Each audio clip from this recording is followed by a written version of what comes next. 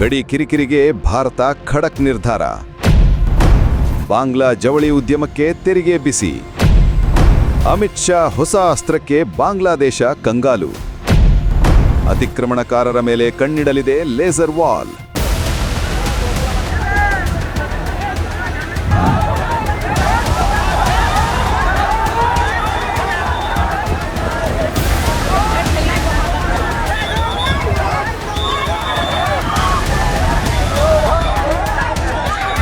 ಭಾರತ ಬಾಂಗ್ಲಾದೇಶ ಗಡಿಯಲ್ಲಿ ಇದು ಇತ್ತೀಚೆಗೆ ಸಾಮಾನ್ಯವಾಗಿ ಕಂಡುಬರೋ ದೃಶ್ಯ.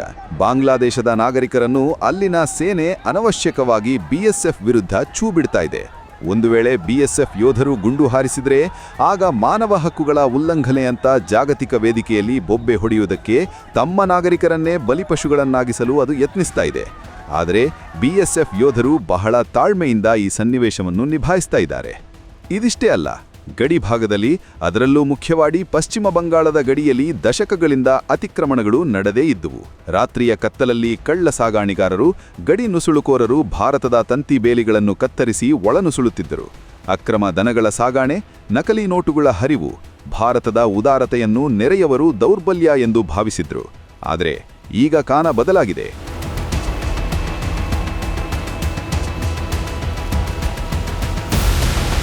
ಈ ಅವ್ಯವಸ್ಥೆಗೆ ಕಡಿವಾಣ ಹಾಕಲು ಭಾರತ ಸರ್ಕಾರ ನಿರ್ಧರಿಸಿದೆ. ಅದರಲ್ಲೂ ಮುಖ್ಯವಾಗಿ ಗೃಹ ಸಚಿವ ಅಮಿತ್ ಶಾ ಹೊಸ ಅಸ್ತ್ರವೊಂದನ್ನು ಅಸ್ತ್ರವಾಗಿ ಬಳಸಿದ್ದಾರೆ. ಅದೇ ಡಿಪ್ಲೊಮಸಿಯ ಚಾಣಕ್ಯ ನೀತಿ. ಏನದು ಅಮಿತ್ ಶಾ ಬಳಸಿದ ಹೊಸ ಅಸ್ತ್ರ?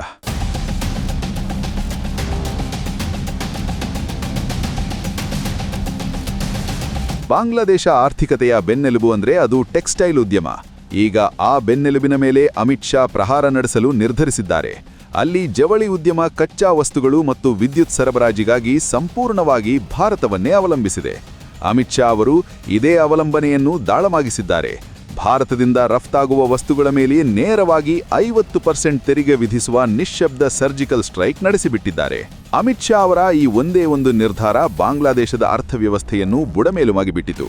ಕಾರ್ಖಾನೆಗಳು ಸ್ಥಗಿತಗೊಂಡವು, ಬೆಲೆ ಏರಿಕೆಯಾಯಿತು. ಕೊನೆಗೆ ಢಾಕಾದ ಅಧಿಕಾರ ಕೇಂದ್ರಗಳು ಮಂಡಿಯೂರಿ, ದಯವಿಟ್ಟು ಈ ಐತಿಹಾಸಿಕ ತಪ್ಪು ಮತ್ತೆ ಆಗುವುದಿಲ್ಲ, ದಯವಿಟ್ಟು ನಮ್ಮ ಅರ್ಥವ್ಯವಸ್ಥೆ ಉಳಿಸಿ ಅಂತ ಅಳಲು ತೋಡುವಂತಾಯಿತು. ನೀರಿನಡಿಯೂ ಲೇಸರ್ ಗೋಡೆ ನಿರ್ಮಾಣ.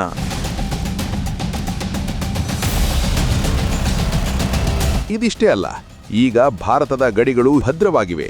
ಮುಳ್ಳು ಬೇಲಿ ಹಾಕಲು ಸಾಧ್ಯವಾಗದ ಸುಂದರ್ಬನ್ನ ದಟ್ಟ ಕಾಡುಗಳು ಮತ್ತು ಜೌಗು ಪ್ರದೇಶಗಳಲ್ಲಿ ಈಗ ರಾರಾಜಿಸುತ್ತಿವೆ ಅತ್ಯಾಧುನಿಕ ಲೇಸರ್ ವಾಲ್.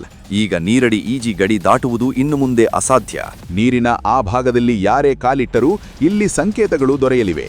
ಅದೃಶ್ಯ ಲೇಸರ್ ಕಿರಣಗಳು, ಅಂಡರ್ ವಾಟರ್ ಸೆನ್ಸರ್ಗಳು ಮತ್ತು ಥರ್ಮಲ್ ಇಮೇಜಿಂಗ್ ಕ್ಯಾಮೆರಾಗಳು ಇನ್ನು ಮುಂದೆ ಇರುವೆ ಕೂಡ ಒಳನುಸುಡದಂತೆ ಕಾವಲು ಕಾಯಲಿವೆ. ಭಾರತದ ಗೃಹ ಸಚಿವ ಅಮಿತ್ ಶಾ ಅಂದ್ರೆ ಹಾಗೇನೆ.